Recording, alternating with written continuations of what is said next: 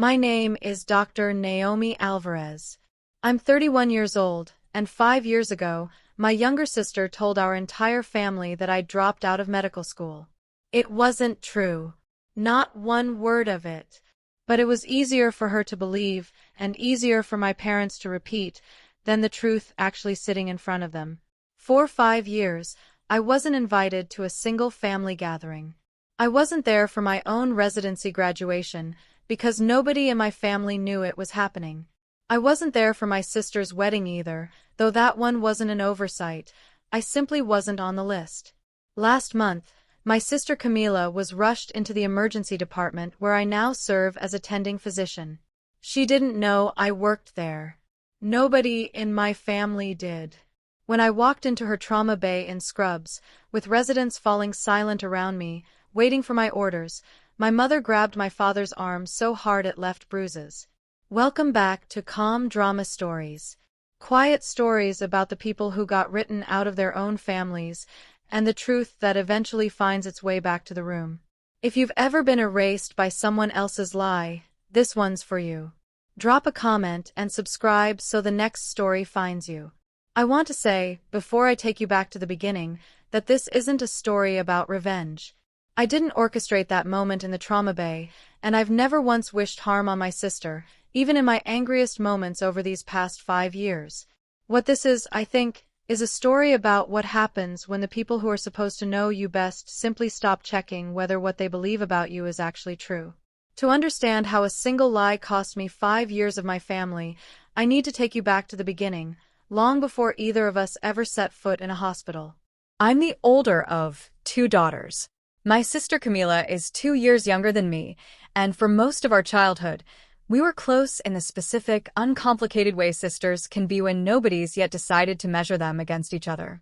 That changed slowly, starting around the time we both got serious about our futures, in a house where our parents, Rosa and Manuel Alvarez, had very particular ideas about what those futures should look like. My parents ran a small accounting firm together in Fresno, the kind of steady, respectable business that let them raise 2 daughters comfortably without ever feeling wealthy. Neither of them had gone to college. Education, in our house, was treated less like an opportunity and more like a debt owed, something my sister and I existed, in part, to finally collect on their behalf. Camila decided early, around 16, that she wanted to be a doctor.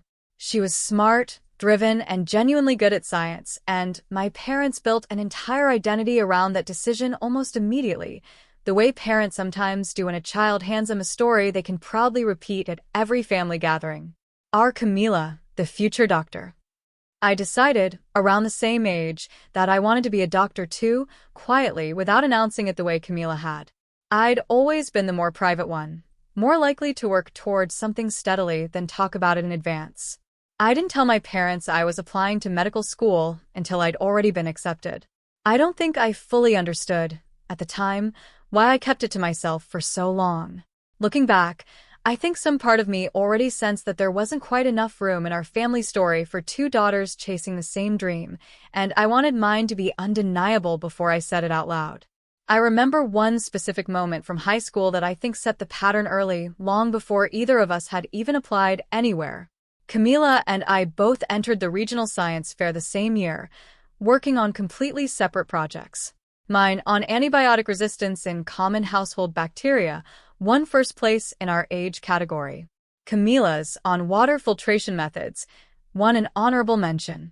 At dinner that night, my mother spent nearly 20 minutes discussing my win in detail, asking questions, clearly proud, before turning to Camila almost as an afterthought and saying, "And you did well too, honey," without a single follow-up question about her actual project. I remember feeling uncomfortable in that moment, even at 15, watching my sister's face go carefully neutral in the specific way people learn to do when they've decided showing disappointment costs more than it's worth. If you've ever quietly built toward something because you weren't sure there was room for you to say it out loud, you already know exactly how that felt. Subscribe and stay with me, because what happened when I finally told them changed everything. I told my parents I'd been accepted to medical school at a Sunday dinner, expecting some version of pride, or at least surprise. What I got instead was a strange, uncomfortable silence, followed by my mother asking, carefully, whether I was sure I wanted to do the same thing as Camila. Not congratulations. A question about whether my own acceptance was somehow an intrusion on a story that had already been assigned to someone else. Camila, to her credit, seemed genuinely happy for me at first. She was a year into her own pre-med coursework at a state school, and for a while, we actually bonded over it, comparing notes, commiserating over organic chemistry. That closeness didn't last. Somewhere around her junior year, when her grades started slipping under the weight of a course load she'd taken on too aggressively, the comparisons my parents made, usually without any real malice, started to sting her more visibly. "Naomi's doing so well," my mother would say, not to hurt Camila, I don't think, but simply because it was true, and true things get repeated in families without anyone considering the cost. I got into medical school a year ahead of Camila, at a competitive program 3 states away. Camila's path was harder. She didn't get into medical school on her first application cycle, which crushed her in a way I don't think anyone outside our family fully understood. She reapplied, worked 2 gap years as a medical scribe to strengthen her application, and eventually got in, a year behind her original timeline, to a program with a less prestigious reputation than mine. I want to be honest about something here. I never once treated this as a competition. I was proud of her for pushing through the setback. But I don't think Camila ever fully believed that, because by then, the story our parents told about the two of us had already calcified into something neither of us had chosen. Naomi, the one things came easily to. Camila, the one who had to fight for everything. I want to add some nuance here, because things came easily was never actually true for me either, and I think Camila's perception of my path, filtered through our parents' shorthand version of events, missed most of the actual difficulty underneath it. My first year of medical school nearly broke me. I failed a practice exam badly enough that I considered withdrawing, spent an entire winter break too anxious to sleep properly, and only pulled through with the help of a study group and a mentor who reminded me, repeatedly, that struggling with the material didn't mean I didn't belong there. None of that ever made it into the family narrative because I never talked about it at home, the same instinct toward privacy that had kept me from announcing my acceptance in the first place. I think, in hindsight, that my silence about my own struggles inadvertently helped build the exact story that eventually cost me 5 years, a story where my path looked effortless simply because I'd never let anyone see the effort. The lie started small, or at least, that's how Camila would eventually describe it to me, years later in the one honest conversation we ever had about any of this. During her second year of medical school, a brutal, high-attrition year at her program, Camila failed a critical board exam on her first attempt, a setback that put her entire trajectory at risk and that she was, understandably, deeply ashamed of. Around the same time, at a family gathering I wasn't present for, our mother mentioned, proudly, that I'd just matched into a highly competitive emergency medicine residency, a genuine milestone I'd worked exhaustively for. Camila, sitting at that table with her own failed exam still raw and unspoken, apparently couldn't bear another round of comparison. According to what she told me years later, the words came out of her almost without planning.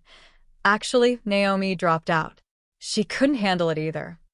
A single sentence, spoken to relieve pressure in one specific moment, that she then had no way to take back without confessing the lie itself. I didn't know any of this was happening. I was 3 states away, deep in the hardest stretch of my own training, barely speaking to anyone outside my program during that period, the way many medical residents are forced to live for a year or 2. My calls home became less frequent, not out of estrangement, but out of simple, brutal exhaustion. My family's silence, in turn, started to feel normal to me, the way absence sometimes disguises itself as busyness until you look back and realize how long it actually lasted. Camila's lie, once spoken, apparently took on a life of its own. My mother, satisfied with an explanation that finally leveled the emotional playing field between her daughters, repeated it to relatives, to family friends, to anyone who asked how the doctor-daughter was doing. Nobody in the family ever directly asked me if it was true. Nobody called to check. The story simply became the accepted version of my life, quietly replacing the actual one, in a house 3 states away that I'd stopped hearing much from at all. Camila told me, years later, that she remembered the exact dinner where our mother first repeated the lie to someone outside the immediate family, a family friend visiting from out of town, asking politely how both daughters were doing in their respective programs.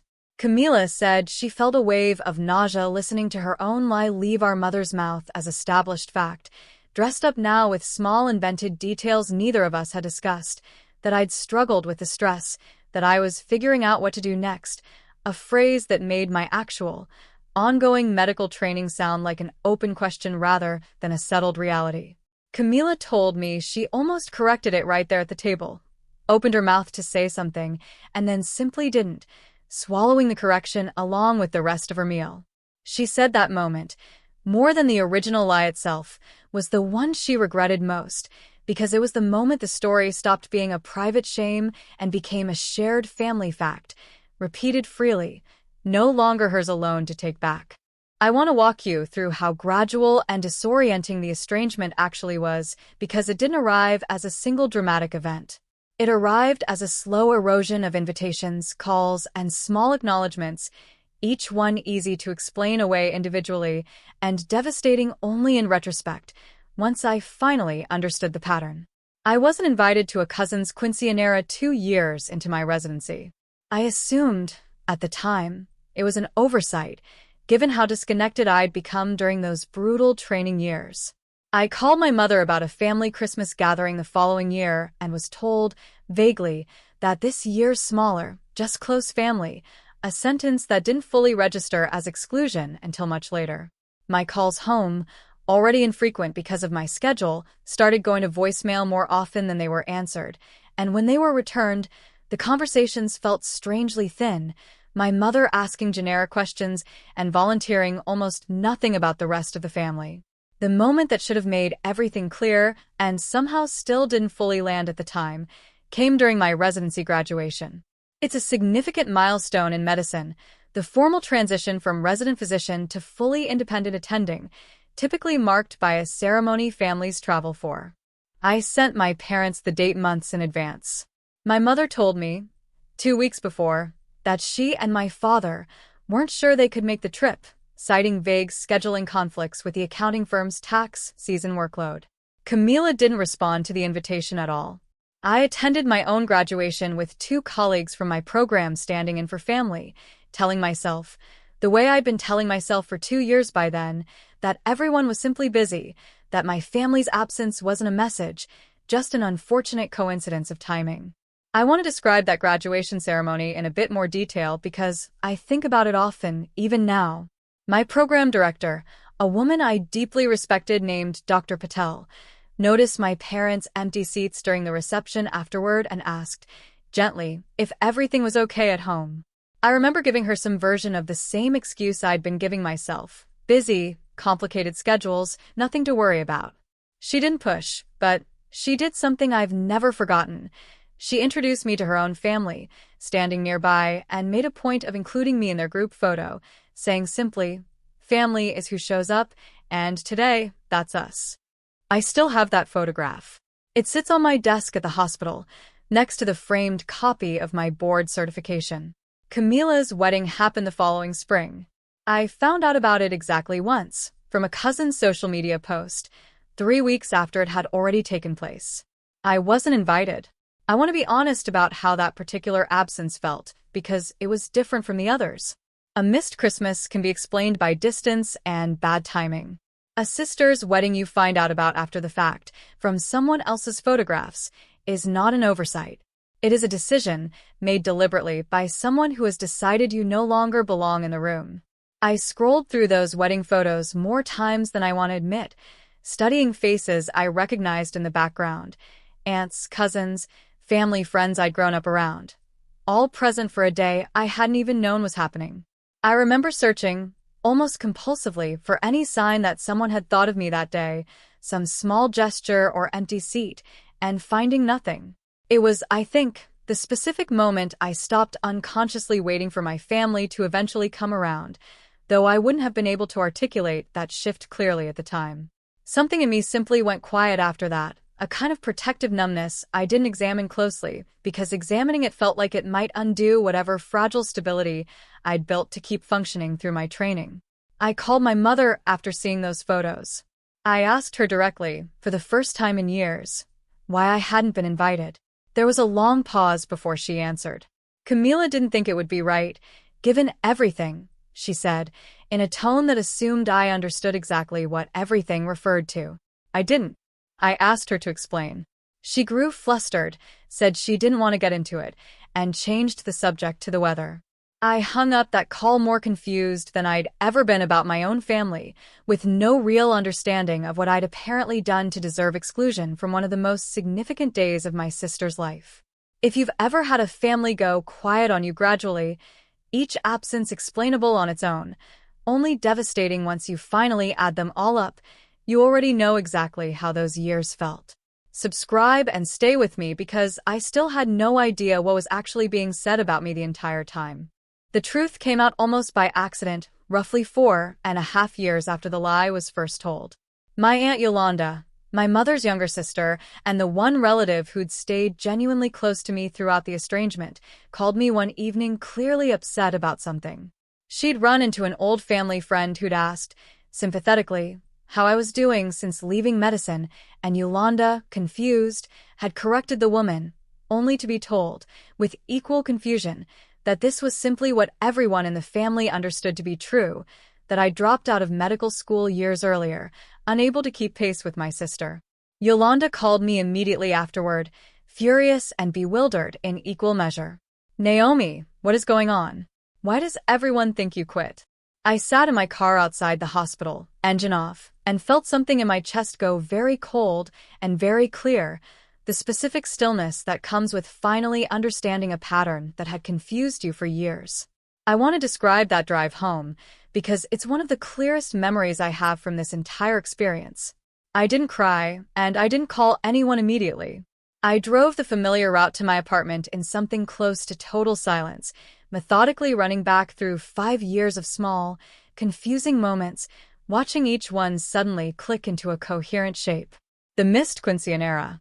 The vague excuses about just close family. The residency graduation nobody attended. Camila's wedding I only learned about from strangers' photographs.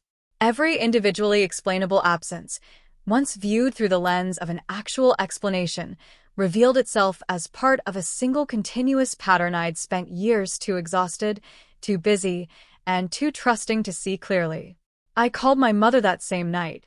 I asked her, plainly, whether she believed I had dropped out of medical school. There was a long, telling silence before she answered. Camila told us, years ago, she said, as though this explained everything, as though a single sentence from one daughter should have simply overridden 5 years of the other daughter's actual, documented life. I asked why nobody had ever asked me directly. My mother didn't have a good answer. I don't think, in the moment, she'd ever considered that question seriously herself. I want to describe the rest of that conversation, because it revealed something I hadn't fully expected. My mother, once the initial shock settled, started listing small pieces of evidence she'd apparently collected over the years to support the story. My infrequent calls, my absence from family events, the fact that I'd stopped mentioning specific details of my training in the rare conversations we did have. Each of those things had a simple, ordinary explanation. Residency schedules that left almost no room for a personal life, a family that had grown quietly distant in ways I couldn't fully account for at the time, my own gradual withdrawal from conversations that felt thinner and less connected every year. But once a lie is accepted as true, every unrelated fact starts getting quietly rearranged to support it. My mother hadn't set out to build a case against me. She'd simply spent 5 years unconsciously interpreting everything through a lens Camila had handed her in one unguarded moment, never once checking whether the lens itself was accurate. I called Camila directly after that, the first real conversation we'd had in years. I want to be fair to her here, because what she eventually told me revealed less cruelty than desperation. She admitted, haltingly, that she'd said it in a single moment of shame after failing her board exam, never intending for it to become a permanent, accepted fact. She said she'd tried, more than once, to correct it, but that each attempt felt more impossible than the last, the lie having grown too large and too settled to safely unravel without exposing exactly how long she'd let it stand. I didn't know how to take it back without everyone knowing I'd lied for years, she told me. So I just didn't. 5 years of my life, quietly erased from my own family's understanding, because correcting a single sentence had felt harder to my sister than simply letting it stand. That call ended without resolution, both of us too raw to move toward anything productive in a single conversation. I remember sitting in my apartment afterward for a long time, not doing anything in particular, just letting the full weight of what I'd learned finally settle. 5 years. A single sentence, spoken in one moment of panic at a dinner table I'd never attended, had rewritten the entire shape of my family's understanding of who I was, and nobody, not my mother, not my father, not a single relative who'd repeated the story at family gatherings for half a decade, had ever once thought to simply ask me directly. I didn't confront my family loudly, and I didn't demand a public reckoning. I want to be honest about why. By that point, I'd built an entire independent life, a demanding career, a small, tight circle of chosen family among my colleagues and closest friends, and I genuinely wasn't sure I had the emotional bandwidth to fight for a relationship with people who'd apparently found it easier to believe a 5-year-old lie than to pick up the phone and ask me directly.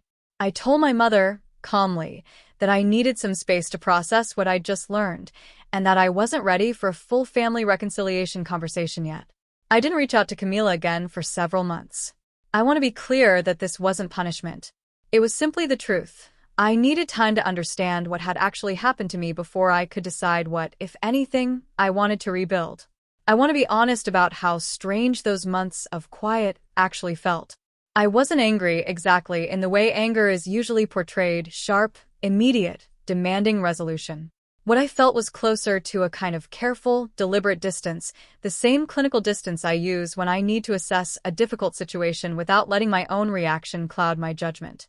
I threw myself into the promotion process for Chief of Emergency Medicine partly because the work itself was genuinely meaningful to me, and partly, I'll admit now, because it gave me somewhere productive to put 5 years of unprocessed hurt. By the time I was offered the chief position, I'd stopped checking my phone for messages from my family altogether, not out of bitterness, but out of a kind of practiced self-protection I'd built slowly, one quiet month at a time. I want to describe the promotion process itself in a little more detail because it mattered enormously to who I eventually became in that trauma bay.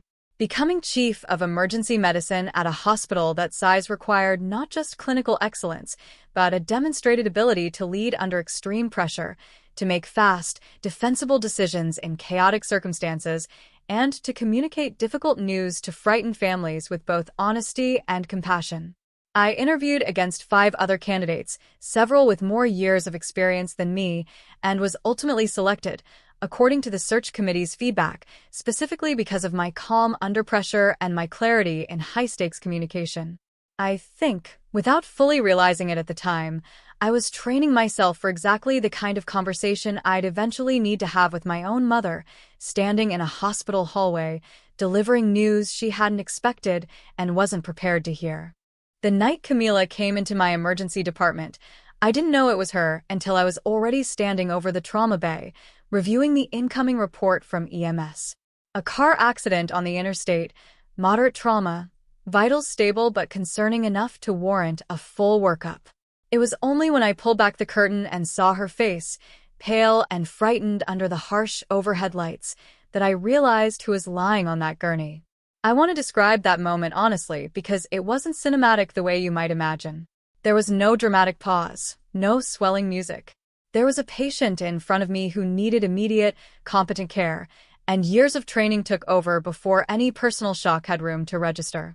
I called out orders, coordinated with my residents, moved through the assessment with the same focused calm I bring to every trauma case, even as some smaller, more human part of me registered, distantly, that the patient's blood pressure I was monitoring belonged to my own sister. Camila recognized me a few minutes into the assessment, once the initial adrenaline of the accident had settled enough for her to actually process the room around her. I watched her expression shift from confusion to disbelief to something that looked almost like grief, all in the space of a few seconds. Naomi, she said, her voice cracking. You work here? I'm the attending on shift tonight, I told her, keeping my voice steady, professional, the voice I use with every patient regardless of what's happening underneath it. You're going to be okay. Let's focus on getting you stable first. My parents arrived at the hospital within the hour, notified by Camila's husband once she'd been stabilized enough for him to step out and make calls. I was still on shift, moving between patients, when I saw my mother in the hallway outside Camila's room, speaking with one of my residents about her daughter's condition, clearly unaware that the Dr. Alvarez, the resident kept referencing as the attending overseeing the case, was me. I walked over, still in my scrubs, my ID badge clearly visible, Dr. Naomi Alvarez, Chief of Emergency Medicine, and watched my mother's face go through the same disbelief Camila's had gone through an hour earlier, except slower and somehow heavier, the specific shock of watching 5 years of accepted family narrative collapse in real time, standing in a hospital corridor under fluorescent lights. My father arrived moments later, saw the badge, saw my mother's expression, and went very quiet. I remember my mother's hand shooting out to grip his forearm, hard enough that I noticed it even in the moment, hard enough that I learned later it had actually left a faint bruise, the specific physical mark of a woman trying to steady herself against information she had no framework for absorbing. "You're a doctor," my mother said, the sentence coming out less as a question and more as a person reading a fact off a page she couldn't quite process. "You're the chief." I want to describe her face in that moment a little more, because I've replayed it often since. It wasn't just shock. There was something almost grieving in her expression, the specific look of someone realizing, all at once, the actual scale of what she'd missed, not just the fact of my career, but every ordinary milestone underneath it. The late nights of studying she'd never asked about. The board exams she'd never known I'd passed. The small, cumulative years of a life she'd simply stopped tracking, replaced instead by a single, false sentence that had apparently felt easier to hold onto than picking up a phone. "I have been for 2 years, I told her, keeping my voice level, professional, the same tone I'd used delivering any other difficult update to a patient's family. "Camila's stable. She has a fractured wrist and some bruising from the airbag, but no internal injuries. She'll need to stay overnight for observation, purely as a precaution. If you've ever had to deliver the truth to a family that spent years believing a lie about you, you already know exactly how strange that hallway felt. Subscribe and stay with me, because what my mother said next is the part of this story I still think about most. My mother, still visibly shaken, asked the question I imagined she'd been holding since the moment she saw my badge. "Why didn't you tell us? Why did you let us believe?" She stopped herself before finishing the sentence, perhaps finally hearing out loud how it was going to sound. "I didn't let you believe anything, Mom," I told her, as gently as the circumstances allowed, though I felt no obligation in that moment to soften the truth further than that. "I didn't know what you believed. Nobody asked me. Camila told you I dropped out 5 years ago, and nobody in this family ever once picked up the phone to check if it was true." My father, quiet through most of this, finally spoke. "We should have asked," he said, simply, the first genuinely honest sentence I'd heard from him in longer than I could remember. My mother didn't say anything for a long moment. Then, quietly, almost to herself, 5 years. You've been building this entire life, and we thought. She couldn't finish that sentence either. I want to add one more detail from that hallway conversation because it's stayed with me since. My mother asked, almost desperately, whether I could tell her about the years she'd missed, not as a demand, but as something closer to genuine grief over lost time. I told her I would, eventually once things settled, but that I needed her to understand something first. I wasn't going to summarize 5 years of my life in a rushed hospital corridor conversation, treating it like a debt that could be quickly repaid with a few highlights. If she wanted to understand what she'd missed, it was going to take real time, real patience, and a willingness to sit with the discomfort of exactly how much had actually happened without her.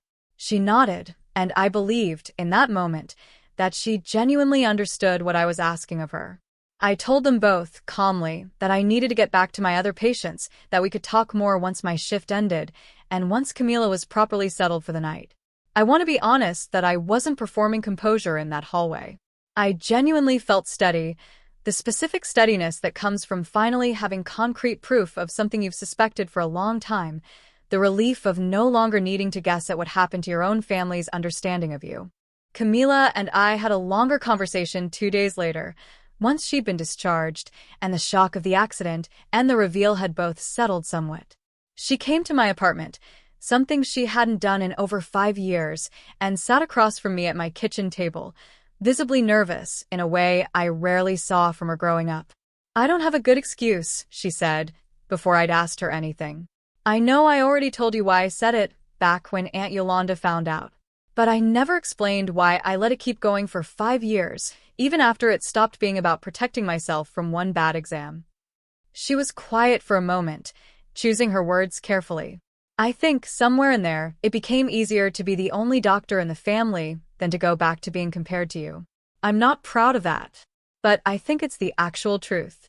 I asked her, directly, whether she'd ever considered, even once in 5 years, what the lie was costing me. The missed graduation, the wedding invitation I never received, the version of myself that had simply been erased from her own understanding of our family.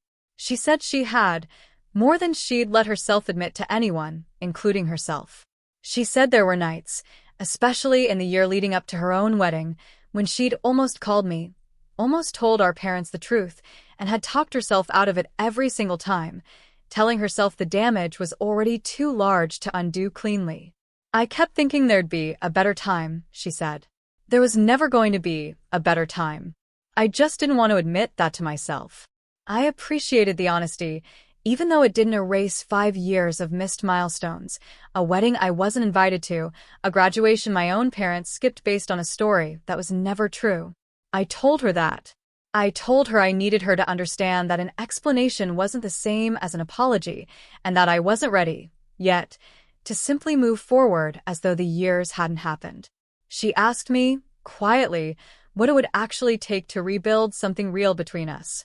I didn't have a perfect answer ready, but I told her the truth as best I understood it in that moment, that I needed consistency more than grand gestures, small, ordinary proof over time that she wasn't going to disappear into convenience again the moment things felt difficult or embarrassing. I told her about Dr. Patel's family photo, still sitting on my desk, and what it had meant to have someone simply show up when my own family hadn't. "I don't need you to make some big public correction," I told her. "I need you to just be honest and present, consistently, for longer than it takes to feel comfortable saying you're sorry once." She accepted that, which surprised me. I think some part of her had been braced for a much harder confrontation, and my calm, clear boundary landed differently than she'd expected. We didn't fully repair anything in that one conversation, but it was, for the first time in 5 years, an honest one, built on the actual facts of what had happened rather than a story neither of us had chosen. It's been about 4 months since that night in the trauma bay. My relationship with my parents is slowly, carefully rebuilding, on terms I've been clear about from the beginning, regular honest communication, no more assumptions repeated without verification, and an explicit acknowledgement, which both of them have now given me directly, that they should have called and asked me themselves rather than accepting Camila's version of my life without question for half a decade. My mother has made a point, in the months since, of asking me detailed questions about my actual work, my residency, the years she missed, questions that feel less like small talk and more like someone trying, deliberately, to fill in a gap she finally understands she let happen. It's not a complete repair. I don't think 5 years disappears in 4 months of careful conversation. But it's real progress, built on truth instead of assumption, which is more than I had for a very long time. My father, always the quieter of my 2 parents, surprised me most in these months. He asked if he could shadow me for an afternoon at the hospital, an odd request I initially thought was simply curiosity, but which turned out to be something closer to genuine remorse expressed the only way he apparently knew how. He spent 4 hours watching me work, asking careful, specific questions about cases, clearly trying to understand the actual shape of the life he'd let a lie erase for 5 years. Near the end of the shift, he told me, quietly, standing in the staff hallway, "I should have called you myself, even once in 5 years." I don't have an excuse for why I didn't.